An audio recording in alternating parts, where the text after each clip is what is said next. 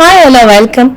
மும்பைல குர்லான்ற ஒரு பகுதியில அந்த வானத்துல உயர்ந்து நிற்கும் ஒரு கண்ணாடி பில்டிங்க கொண்டது அந்த வளாகம். அதாவது பில்டிங் முழுவதுமே கல் மணல் சுவரால ஆனது இல்லாம முழுவதுமே கண்ணாடியால ஆன ஒரு வளாகம் அது. அந்த பில்டிங்ல இருந்து வெளியில பார்க்கும்போது எல்லாமே நல்லா டிரான்ஸ்பரண்டா தெரியும், ரொம்ப சூப்பரா இருக்கும். மிக உயரமான கண்ணாடி கட்டிடம் பாத்தீங்கன்னா அந்த கண்ணாடி கட்டிடம் தான். அது மிக பழமையானதும் அதுதான் சொல்லலாம். அது ஒரு மிகப்பெரிய நுகர்வோர் பொருள் எல்லாம் தயாரிக்கும் ஒரு நிறுவனம். அந்த நிறுவனத்துல பாத்தீங்க அப்படின்னா ஷாம்பூல இருந்து பிஸ்கெட்ல இருந்து சிப்ஸ்ல இருந்து வீட்டுக்கு தேவையான மளிகை சாமான் இருந்து எல்லாமே தயாரிக்கும் நிறுவனம் அந்த நிறுவனம். அந்த நிறுவனத்துல வேலை செய்யணும் பாத்தீங்க அப்படின்னா பியூன்ல இருந்து ஒர்க் பண்ற மேனேஜர்ஸ் எல்லாருக்குமே பட்டப்படிப்பு தேவை. பட்டப்படிப்பு இல்லைன்னா அந்த நிறுவனத்துல சேர முடியாது. அந்த நிறுவனத்தை நடத்துற பேரு அரவிந்த் சர்மா. அந்த வளாகம் பக்கத்துல ஒரு சின்ன பகுதி இருக்கு, டோர்வெளின்னு. அந்த டோர்வெளி பகுதியில அனையா 23 வயசு பெண் அந்த இடத்துல வாழ்ந்துட்டு இருக்கா. அவ 10வது தோல்வி அடைஞ்சிருக்கா.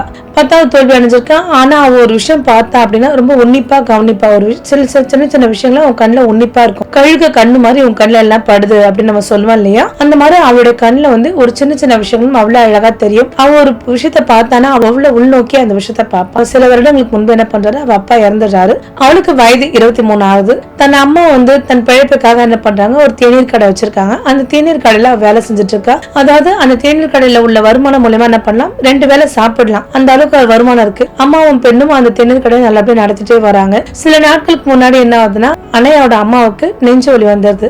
நெஞ்சு வலி ரொம்ப பதட்டமாய் போய் ஹாஸ்பிட்டல் கூட்டிட்டு போய் பாக்குறா. ஹாஸ்பிட்டல் கூட்டிட்டு போய் பாத்தீங்கன்னா அவங்க அம்மாவுக்கு ஆபரேஷன் செஞ்சிடணும், நிறைய பணம் செலவாகும் அப்படின்னு யோசனை பண்றா. அவளுக்கு அனையாக்கு என்ன செய்யறதுன்னு புரியாம இருக்கு. ஐயோ நம்ம யார்கிட்ட உதவி கேட்கணும், நம்மள யாரும் இந்த சொல்ற அளவுக்கு ஒன்னும் தெரியாது, நம்மள சுத்தி உள்ளவங்களும் யாரும் ரொம்ப வசதியா இல்லையா அப்படின்னு யோசனை பண்றா அனையா. அப்ப அனையா என்ன பண்றா, அந்த வளாகத்துல உள்ள அந்த வளாகத்துல பேர் சர்மா டவர்ஸ். அந்த சர்மா டவர்ஸ் பாக்குறா. இந்த சர்மா டவர்ஸ்ல உள்ளவங்க கிட்ட நம்ம பணம் கேட்டா கண்டிப்பா தருவாங்கல்ல, அவங்க மூலியமா நம்ம அம்மாவுக்கு ஏதாவது உதவி பண்ணி நம்மளோட அம்மாவோட ஆபரேஷன் பண்ணலாம்ல. ஆனா அப்படின்னு சொல்லிட்டு யோசனை பண்றா. அவரோட யோசனை கொஞ்சம் முட்டாள்தனமா தான் இருக்கு. இருந்தாலும் யோசனை பண்ணிட்டு பரண்டு படுக்கிறா. அடுத்த நாள் என்ன பண்றா, அந்த சர்மா டவர்ஸ் நோக்கி போறா. நல்லா அழகா ஒரு நல்ல சுடிதார் போட்டுட்டு போறா. அங்க உள்ள வாட்ச்மேன் கேக்குறாரு, என்னம்மா என்ன விஷயம், யார பார்க்க போறீங்க அப்படின்னு சொல்லிட்டு கேக்குறாங்க. அப்ப நான் அரவிந்த் சர்மாவை பார்க்க போறேன் அப்படின்னு சிரிக்கிறாங்க அங்க உள்ள வாட்ச்மேன். என்னம்மா அரவிந்த் சர்மானா உங்க வீட்டுல வேலை செய்யற வேலைக்காரங்க நினைச்சுக்கிட்டியா, அவரை பாக்கிறதுக்குலாம் அப்பாயின்மெண்ட் வேணும், நீ இந்த மாதிரிலாம் பார்க்க முடியாது, போமான்னு சொல்லிட்டு வாட்ச்மேன் அனுப்பி விடுறாரு. ஏன்னா அனையா பிடிவாதமா என்ன பண்றா, அந்த இடத்துல நிக்கிறா. சரி ஒரு நாள் நிக்கிறா, திருப்பி மற்றொரு நாள் பாக்குறா, மற்றொரு நாள் நிக்கிறா. இப்படி தினந்தோறும் நின்னுட்டே இருக்கா. மழை வெயில் தூசி எதுவும் பார்க்காம நின்னுட்டே இருக்கா. அப்ப அந்த வாட்ச்மேனுக்கே ரொம்ப அவளை பார்க்க பாவமா இருக்கு. ஏன்னா ஒரு நாள் 2 நாள்ல கிட்டத்தட்ட ஒரு வாரத்துக்கு மேலே நின்னுட்டு இருக்கா. அப்ப அந்த வாட்ச்மேனுக்கு பார்க்க பாவமா இருக்கிறதால என்ன பண்றாரு, அரவிந்த் சர்மா அவருடைய பிஏக்கு கால் பண்ணி, மேம் இந்த மாதிரி அரவிந்த் சர்மா சாரை பாக்கணும்னு கிட்டத்தட்ட இந்த பெண் ஒரு வாரத்துக்கு மேலமா ஒரே இடத்துல கம்பெனில நிக்கிறாங்க அது அப்படின்னு சொல்றாங்க. அப்ப அந்த பிஏ என்ன பண்றாங்க, அரவிந்த் சர்மா கிட்ட இந்த மாதிரி உங்களை ஒரு பெண் பார்க்க ஒரு வாரத்துக்கு மேல நிக்கிறாங்க அப்படின்னு சொல்றாங்க. சரி வர சொல்லுன்னு அரவிந்த் சர்மா சார் சொல்றாரு. சரின்னு சொல்லிட்டு என்ன பண்றாங்க, வாட்ச்மேன் அம்மா உன்னை அரவிந்த் சர்மா சார் கூப்பிடுறாரு, நீ போலாம் அப்படின்னு சொல்லிட்டு அனுப்பியிருக்காரு. அப்ப அந்த பெண் என்ன பண்றா, ஒரு சாதாரண உடானிச்சுதான் போறா. கிட்டத்தட்ட மேல் மாடிக்கு அந்த கூரையில உள்ள டாப் ஃப்ளோர்ல அரவிந்த் சர்மா இருக்காரு. அந்த டாப் ஃப்ளோருக்கு அனையா போறா. ஆனா அனையாக்கு எந்த ஒரு பயமும் பதற்றமும் இல்லாம ரொம்ப தைரியமா போறா. அதாவது அவங்க உள்ள ஆபீஸோட டெக்கரேஷன்ஸ் எல்லாம் பார்த்துட்டு எந்த ஒரு வேப்பு இல்லாம ஒரு எளிமையான பெண்ணா போறா. அரவிந்த் சர்மா, யார் நீ, எதுக்கு நீ என்ன பார்க்கணும்னு நினைச்சிட்டு இருக்க அப்படின்னு சொல்லிட்டு கேக்குறா. அனையா என்ன சொல்றா, சார் எனக்கு வேலை வேணும் அப்படின்னு சொல்லிட்டு அரவிந்த் சர்மா நோக்கி கேக்குறா. வேலை தானே, அப்ப என்ன பட்டம் முடிச்சிருக்க அப்படின்னு சொல்லி கேக்குறாரு. சார் என்கிட்ட பட்ட படிப்புலாம் இல்ல, நான் 10வது தோல்வி அப்படின்றாரு. அதை கேட்ட உடனே அரவிந்த் சர்மாவுக்கு ரொம்ப கோவம் வருது. கோவம் வந்துட்டு ஆபீஸ் விட்டுட்டு போய் என் டைம் நீ வேஸ்ட் பண்ணிட்டு இருக்காது, எனக்கு நிறைய வேலைகள் இருக்கு அப்படின்றாரு. சார் நான் உங்க ஆபீஸ்ல ஒர்க் பண்ணலாம்னு நினைக்கிறேன் சார், இங்க பாருங்க நான் பட்டம் படிப்பு முடிச்சவங்களுக்கு மட்டும் தான் வேலை தருவேன் அப்படின்றாரு. சரிங்க சார், ஒரு விஷயம் சொல்றேன் அப்படின்னா, என்ன அப்படின்னா, உங்களோட பிசினஸ் இப்ப சரிஞ்சிருக்கு அப்படின்னு உங்களுக்கு என்னென்ன விஷயம் தெரியுமா அப்படின்னா, என்ன விஷயம் சொல்லு அப்படின்னா, உங்க பிசினஸ் உள்ள ஃபேக்டரியில டிரைவர்ஸ்க்கு பிஸ்கெட்ஸ் எல்லாம் திருடிட்டு போறாங்க, அதுல டீசல் இருக்கு, இல்ல வாட்ச்மேனுக்கு பியூனுக்கு எல்லாருக்கும் சம்மந்தம் இருக்கு, இதை பத்தி உங்களுக்கு தெரியுமா அப்படின்னு அரவிந்த் சர்மா ஒரு நிமிஷம் ஆச்சரியப்படுறாரு. அவர்கிட்ட ஆனா பெருசா அதை காமிச்சுக்காம அமைதியா என்ன சொல்லு அப்படின்றாரு. சார் எனக்கு 3 மாதம் எனக்கு டைம் கொடுங்க, உங்க பிசினஸ் வீழ்ச்சி அடைஞ்சிருக்கு, நான் நல்லபடியா அதை ஏத்தி காமிக்கிறேன் அப்படின்னு. இங்க பல டிகிரி முடிச்ச மேனேஜர் சர்வே பெருசா இங்க ஒன்னும் பண்ண முடியல, நீ 10வது தோல்வி, நீ என்னத்தை சாதிக்க போறேன்னா எனக்கு 3 மாசம் டைம் கொடுங்க அப்படின்னு சொல்றாரு. சரி 3 மாசம் டைம் தரேன் அப்படின்னு சொல்லிட்டு அவர் அரவிந்த் சர்மா டைம் தராரு. ஆனா உனக்கு கேபின் எல்லாம் தரமாட்டேன், உனக்கு கேபின் கம்ப்யூட்டர்ஸ் எல்லாம் தரமாட்டேன், நீ ஒரு அப்சர்வரா இருக்கலாம், அதாவது இந்த ஆபீஸ் எங்க வேணா போலாம், எங்க வேணா வரலாம், யார் கூட வேணா பேசலாம், யார் கூட வேணா நீ பழகலாம், உனக்கு அந்த உரிமையை கொடுக்குறேன், ஆனா நீ அப்சர்வர் மட்டும் தான், உனக்குன்னு பெருசா கேபின் எதுவும் கிடையாது, அதை ஞாபகம் வச்சுக்கோ அப்படின்றாரு. சரி சரிங்க சார் அப்படின்னு சொல்லிட்டு அவ என்ன பண்றா, முதல்ல போறா. அப்ப அவங்க யாருக்கும் தெரியாது, நிறுவனத்துல வியாபாரம் பெருசா போகல, வியாபாரம் நல்லா நடக்கல. ஆனா என்ன நடக்குதுன்னு ஒண்ணுமே புரியாம இருக்காரு. ஏன் இவ்வளவு சரிவு காணுது நம்மளோட தொழில் அப்படின்னு யோசனை பண்ணிட்டே இருக்காரு. அங்க உள்ள மேனேஜர்ஸ் எல்லாம் பாத்தீங்க அப்படின்னா தற்காலிக தீர்வு மட்டும் கொண்டு வருவாங்க. அதாவது இந்த மாசம் சேல்ஸ் ஆகல அப்படின்னா இந்த மாசத்துக்கான தீர்வு மட்டும் கொடுத்துட்டு போவாங்க. அவங்களோட மீட்டிங் முடிஞ்சிடும். அவன் என்ன பண்றா, அங்க உள்ள 4வது மாடிக்கு போறா. 4வது மாடியில பாத்தீங்க அப்படின்னா மேனேஜர்ஸ் எல்லாருமே ஒரு கோட் சூட் போட்டு நிறைய பேர் பேசிக்கிறாங்க, ஒண்ணுக்கு ஒண்ணு கை குடிக்கிறாங்க, ஒன்னா ஒரு கும்பலா உட்காந்து பேசுறாங்க, எல்லாம் செய்யறாங்க. இதெல்லாம் ஒரு ஓரமா நின்னுட்டு அணைய கவனிச்சிட்டு இருக்கா. அடுத்து என்ன பண்றா, அடித்தளத்துல போறா. அடித்தளத்துல தொழிற்சாலை இருக்கு. தொழிற்சாலைக்கு போறா. தொழிற்சாலைகள் பாத்தீங்க அப்படின்னா தொழிற்சாலையில் உள்ள தொழிலாளர்கிட்ட உட்கார்ந்து பேசுறா.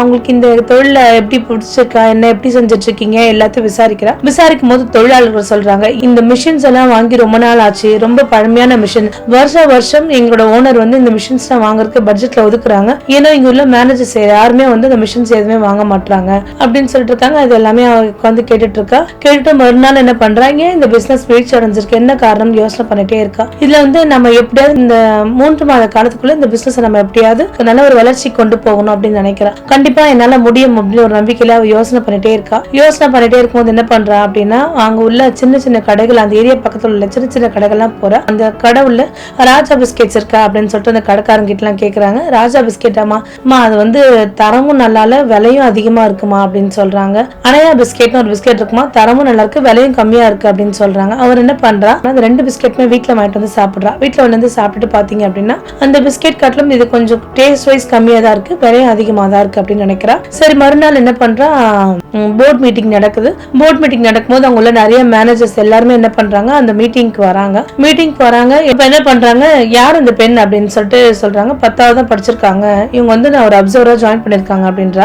அப்ப அவங்க மேனேஜர்ஸ்லாம் பெரிய பொருட்டாவே நினைக்கல. இவ 10வது முடிச்சிருக்கா, இவ என்ன சாதிக்க போறா அப்படின்னு நினைச்சிட்டு இருக்காங்க. இவ அந்த ரூம்ல மற்றவங்க சொல்றது எல்லாமே கேட்டுட்டே இருக்கா. ஆனா இவ பேச வரும்போது எல்லாருமே சிரிச்சாங்க. அப்ப அரவிந்த் சர்மா, என்னோட அப்சர்வர், அவ பேசும்போது யாரும் இடையூறு கொடுக்காதீங்க, அவ என்ன சொல்ல வரான்னு பாருங்க அப்படின்றாரு. அப்ப அங்க உள்ள மேனேஜர்ஸ் 10வது தோல்வி அடைஞ்ச இவங்களுக்கு என்ன தெரிய போகுது அப்படின்னு சொல்றாரு. அப்ப அனையா சொல்றா, கண்டிப்பா நான் 10வது தோல்வி அடைஞ்சிருக்கேன், அது எந்த ஒரு மாற்று கருத்தும் இல்ல. ஆனா எனக்கு கண்கள் இருக்கு, பொய் எது உண்மை எதுவும் தெரிஞ்சுக்க முடியும். நிறைய பேர் இயந்திரம் வாங்குறோம் சொல்லிட்டு என்ன பண்றாங்க, அந்த மிஷின்ஸ் எல்லாம் வாங்காம அந்த பட்ஜெட்கான அமௌண்ட் மட்டும் எடுத்துக்கிறாங்க அப்படின்னு சொன்னா அந்த ஒர்க்கர்ஸ் எல்லாம் அமைதியாடுறாங்க. அது மட்டும் இல்லாம இங்க எவ்வளவு திருட்டு வேலை நடக்குது தெரியுமா அப்படின்னு சொல்றாங்க. எல்லாருமே அமைதியா அவ சொல்றது கேக்குறாங்க. எல்லாருமே கேக்குறாங்க. இது கொடுத்தோன்னே எல்லாருமே அமைதியா இருக்கிறாங்க. அப்ப அரவிந்த் சர்மாக்கு இங்க ஏதோ நடக்குது அப்படின்றது தெரிஞ்சுக்க முடியுது. மறுநாள் என்ன பண்றா, தன்னோட தொழிற்சாலைக்கு எல்லாம் என்ன பண்றா, கீழே போறா, பேஸ்மெண்ட்டுக்கு அங்க உள்ள இயந்திரத்துல என்ன பண்றா, சரி பார்க்க ஆரம்பிக்கிறா. ஒரு இயந்திரத்தை கழட்டி சர்வீஸ் பண்ணி ஒர்க் பண்ண ஆரம்பிச்சிருக்கா. அப்ப ஒர்க் பண்ண உடனே என்ன ஆகுதுன்னா ப்ரொடக்ஷன் அதிகமாக ஆரம்பிக்குது. அது மட்டும் என்ன பண்றா, அங்க உள்ள லாரி டிரைவர்ஸ்க்கு எல்லாருமே ஒரு காவலாளர் அமைக்கிறா. அதாவது லோட் எல்லாமே கரெக்டா போதா, கரெக்டான இடத்துல டெலிவரி ஆதா, இல்ல நடுவில் இடையூறுல ஏதாவது பிரச்சனை வருதான்னு போய் பாக்குறா. ஒரு காவலாளரையும் போட்டிருக்கா. அவங்க காவலாளர் போட்டது மட்டும் இல்லாம அவளும் தனிப்பட்ட முறையில அங்க உட்காந்துட்டு கவனிச்சிட்டு இருக்கா. அப்ப அந்த மாதிரி கவனிக்கும் போது என்ன பண்றாங்கன்னா, ஒரு 2 பேரை பிடிச்சிடுறாங்க. 2 பேரும் திருட்டுத்தனமா எல்லா திங்ஸ் எல்லாம் எடுத்துட்டு போறத பாக்குறாங்க, பிடிக்கிறாங்க. பிடிச்சோடனே அவ சொல்ற விஷயம் அரவிந்த் சர்மா காது வரைக்கும் கேட்டது. அரவிந்த் சர்மா காது வரைக்கும் கேட்டது என்ன பண்றாங்க, அரவிந்த் சர்மா அவங்க உள்ள மேனேஜர்ஸை டிஸ்மிஸ் பண்றாங்க. நிறைய பேர் தொழிலாளர்களுக்கு மறைமுகமா இவளுக்கு யாரும் சப்போர்ட் பண்ணக்கூடாது அப்படின்னு சொல்லிட்டு, இவளுக்கு யாராவது சப்போர்ட் பண்ணீங்கன்னா நீங்க யாரும் தொழில இருக்க மாட்டீங்க, நீங்க யாரும் நீண்டு இருக்க முடியாது, இவ சில காலம் தான் இந்த கம்பெனில வேலை செய்யறான்னு சொல்லிட்டு தொழிலாளர்களை நிறைய பேர் பயமுறுத்துறாங்க. அது மட்டும் இல்லாம இவளையே நேரடியாவே இவ்வளவு நிறைய பேர் பயமுறுத்த ஆரம்பிச்சாங்க. நீ இந்த கம்பெனியை விட்டுட்டு போயிடணும், இந்த கம்பெனில இருந்தா உனக்கு லைஃப் பெரிய ரிஸ்க்ல முடியும் அப்படின்லாம் சொல்றாங்க. ஆனா தன்னோட காதுல எதையுமே பெருசா வாங்காம இந்த கம்பெனி எப்படி முன்னேற்றணும் எண்ணம் மட்டும் தான் அனையாக்கு இருக்கு. அனையாவை பார்த்து அரவிந்த் சர்மாக்கு போராமையே இருக்கு. இருந்தும் அவருக்கு தன்னோட ஈகோ தடுக்குது. அவர்கிட்ட நீ சொல்றதெல்லாம் கரெக்ட்னு சொல்லிக்கிறதுக்கு அவருடைய ஈகோ தடுக்குது. அப்புறம் அவர் அப்படியே யோசனை பண்ணிட்டே இருக்காரு. அப்ப மேனேஜர்ஸ் எல்லாம் திருப்பி மறுபடியும் போர்ட் மீட்டிங் நடக்குது. நீங்க இன்னைக்கு என்ன திட்டம் வச்சிருக்கீங்க அப்படின்னு சொல்றா. அப்ப அனையா சொல்றான், மற்ற கடைக்கெல்லாம் போய் நான் பாத்துட்டேன், என்னென்ன பிரச்சனைகள் நடக்குதுன்றது நான் பாத்துட்டேன். அங்க பாத்தீங்க அப்படின்னா பிஸ்கெட் அவங்க கிட்ட குவாலிட்டியா இருக்கு, விலை கம்மியா இருக்கு. கண்டிப்பா நம்மளும் குவாலிட்டியில நல்லபடியா இம்ப்ரூவ் பண்ணணும், அதுக்கேற்ற மாதிரி விலையும் குறைக்கணும், விலையும் குறைச்சின்னா நமக்கு ப்ரொடக்ஷன் அதிகமாகும் அப்படின்னு சொல்றாங்க. அப்ப அந்த அரவிந்த் சர்மா கேட்கிறார், நீ சொல்ற விஷயம் தற்காலிகமா இருக்கிறது மட்டும்தான், ஆனா நிரந்தரமா இருக்கிறதுக்கு என்ன சொல்யூஷன் யோசனை பண்ணிருக்கேன் அப்படின்றாங்க. அதுக்கு நான் கண்டிப்பா ஒரு தீர்வு சொல்றேன் சார் அப்படின்னு சொல்றா. ஆனா உட்காந்து யோசனை பண்ணிட்டே இருக்கான். அப்ப அரவிந்த் சர்மா தன்னோட ஆபீஸ் பில்டிங்ல இருந்து வெளியில இருந்து பாக்குறாரு. யார் இந்த பெண், இந்த பெண்ணுக்கே இவ்வளவு ஒரு தீப்பொறி இருக்கு, இந்த பெண் என்னோட மூழ்க போற பிசினஸ கரைகோரமா கொண்டு வரதுக்காக இந்த பெண் எனக்காக கடவுள் அமைச்சிருக்காரு. இந்த பெண்ணால சாதிக்க முடியுமா, பெருசா நம்ம பிசினஸ்க்கு பெரும் வளர்ச்சி கொடுக்க முடியுமான்னு நினைச்சிட்டே இருக்காரு. அவர் நினைச்சிட்டே இருக்கும்போது பாத்தீங்க அப்படின்னா முந்தைய மாதிரி பிசினஸ் இல்லாம இப்ப விலை குறைச்சு குவாலிட்டி குவாலிட்டி இம்ப்ரூவ் பண்ணதுக்கு அப்புறம் நிறைய ப்ராடக்ட்ஸ் அதிகமா ஆகாச்சு. 15% ப்ரொடக்ஷன் அதிகமாவே இருக்கு. அது மட்டும் இல்லாம லாபமும் அதிகமாயிட்டு இருக்கு. அரவிந்த் சர்மாக்கு அது நினைச்ச ஒரே சந்தோஷமா இருக்கு. ஆனா அரவிந்த் சர்மா அனையா கிட்ட ஒரு கேள்வி கேட்கிறாரு,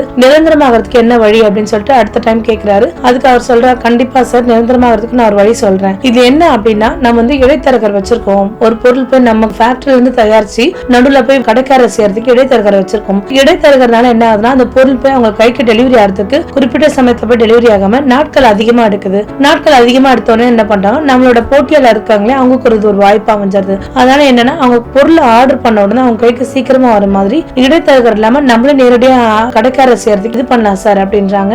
அப்ப இவங்களோட பிளான் நினைச்சு அரவிந்த் சர்மாக்கு ரொம்ப சந்தோஷமா இருக்கு. சரி, வேற என்ன ஐடியா வச்சிருக்கீங்க அப்படின்னு அனையா அப்படின்னா, ஆமா சார், இடைத்தரகர் இல்லாம நம்ம வந்து நம்ம கம்பெனிக்காக ஒரு ஆப் வந்து உருவாக்கிக்கலாம். இந்த ஆப் மூலமா என்ன பண்ணலாம் அப்படின்னா, நம்ம ஐட்டம்ஸ் எல்லாம் ஒரு சின்ன சின்ன ட்ரக் லாரி மூலமா நம்ம அவங்களுக்கு டெலிவரி கொடுக்கலாம். இதனால என்ன நமக்கு லாபம்னா, அந்த ட்ரக்ல டிரைவர்ஸ் எங்க இருக்காங்க, எந்த லொகேஷன்ல இருக்காங்க முதற்கொண்டு நம்ம ஜிபிஎஸ் மூலமா கண்காணிச்சுக்கலாம். அதாவது அவங்களுக்கு ரொம்ப நாள் எடுக்கிற டெலிவரி சீக்கிரமா டெலிவரி ஆகிறதுக்கு நம்ம ஒரு வழி வகுக்கலாம் சார் அப்படின்னு எல்லாருமே ஒரே சந்தோஷப்படுறாங்க. அரவிந்த் சர்மா ஒரு யோசனை பண்றாரு, நம்ம சாதாரண 10வது படிச்ச பெண் இவ போய் தரக்குறைவா நம்ம யோசனை பண்ணிட்டோமே. ஆனா பல பட்டப்படிப்பு வாங்கின யாருமே வந்து இதுக்கு வந்து நிரந்தரமான தீர்வு யாருமே கொடுக்கல. ஒவ்வொருத்தங்களுமே தற்காலிகமான தீர்வை மட்டும் கொடுத்து அந்த மாசத்துக்கான ப்ரொடக்ஷன் மட்டும் தான் இன்க்ரீஸ் பண்ண பார்த்தாங்க. அந்த மாசத்துக்கான வருவாய் வர மட்டும் தான் பார்த்தாங்க. ஆனா இவ வாழ்நாள் முழுதும் வர வருவாயும் வாழ்நாள் முழுதும் அந்த ப்ரொடக்ஷனை பத்தி யோசனை பண்ணி ஒரு அழகான ஒரு விஷயம் செஞ்சிருக்காரு. ஒரு 10வது தோல்வி அடைஞ்ச பெண்ணால இவ்வளவு அழகா யோசனை பண்ண முடியுமா? அப்ப அரவிந்த் சர்மா என்ன நினைக்கிறார், பட்டப்படிப்பு பெருசா எதுவும் சாதிக்கல, அது வெறும் காகிதம் மட்டுமே உணர்றாரு. நம்மளும் இவ்வளவு நல்லா படிச்சிருக்கும், நமக்குமே இந்த யோசனை தோணல. ஆனா ஒரு 10வது தோல்வி அடைஞ்ச பெண் தன்னோட திறமையால ஒரு ஆப் உருவாக்கி இது மூலமா நம்ம இவ்வளவு கட்டுப்படுத்தலாம், இதனால ப்ரொடக்ஷன் செய்யலாம், நம்மளோட ப்ராடக்ட்டை சீக்கிரமா டெலிவரி பண்ணலாம், இவ்வளவு அழகா யோசனை பண்ணிருக்காங்களே அப்படின்னு சொல்லிட்டு அவங்கள பாராட்டுறாரு. பாராட்டுறது மட்டும் இல்லாம என்ன பண்றாரு அப்படின்னா, அனையாவோட அம்மாவோட ஆபரேஷன் செலவு முழுவதுமே கம்பெனியே ஏத்திக்குது. அனையாவோட அம்மா ரொம்ப சந்தோஷப்படுறாங்க. அனையா சொல்ற அம்மா கிட்ட, அம்மா நமக்கு ஒரு விஷயம் செய்யணும்னு தோணுச்சுன்னா நமக்கு மிகப்பெரிய விஷயம் என்ன தேவைன்னா தைரியமா. நம்ம தைரியம் இருந்தா எதையுமே சாதிச்சிடலாம். நான் அன்னைக்கு பிடிவாதமா வந்து அரவிந்த் சர்மாவை பார்க்கணும்னு ஒரு பிடிவாதம் தைரியம் இருந்ததால்தான் இன்னைக்கு என் வாழ்க்கையை எவ்வளவு சாதிக்க முடிஞ்சுன்னு சொல்லிட்டு தன் அம்மாட்ட சொல்றா. தன் அம்மா அவளை நினைச்சு ரொம்ப சந்தோஷப்படுறாரு. அது மட்டும் இல்லாம அனையாவை தன்னோட கம்பெனி அட்வைசராக ஒரு ப்ரமோஷன் கொடுக்கறாரு. ப்ரமோஷன் கொடுத்து இங்க உள்ள எல்லாரையும் கூப்பிடுறாரு, மேனேஜர்ஸ் எல்லா மேனேஜர்ஸும் கூப்பிடுறாரு. இங்க உள்ள ஒண்ணுங்களுக்கு மட்டும் பட்டப்படிப்பு படிச்சிருந்தா மட்டும்தான் வேலை நான் சொல்லியிருந்தேன் ஒரு காலகட்டத்துல. ஆனா அனையா வந்து என்னோட 3வது கண்ணை திறந்திருக்காங்க. பட்டப்படிப்பு மட்டும் பெருசா எதையும் சாதிச்சிட முடியாது, நல்ல திறனும் நல்ல அறிவும் இருக்கணும் அப்படின்றத எனக்கு அனையா எனக்கு சொல்லி கொடுத்திருக்காங்க. அதனால இனி வரும் காலங்கள்ல பட்டப்படிப்பு மட்டும் வச்சு நான் வேலை தரப்படக்கூடாது, படிக்காதவங்க எல்லாருக்குமே என் கம்பெனில வேலை இருக்கு அப்படின்னு சொல்றாரு. அதை நினைச்சு எல்லாருமே சந்தோஷப்படுறாங்க, எல்லாருமே கைத்தட்டி அதை வரவேற்கிறாங்க. அதாவது இங்க படிப்பு இருக்கோ இல்லையோ, ஒரு நல்ல திறன் இருந்தா யாரா இருந்தாலும் எந்த இடமா இருந்தாலும் கண்டிப்பா அவங்களால ஷைன் ஆக முடியும். இதை வந்து அனையா வந்து நமக்கு நிரூபிச்சு காமிச்சிருக்காங்க. மீண்டும் ஒரு நல்ல வீடியோவில் சந்திக்கிறேன். நன்றி, வணக்கம்.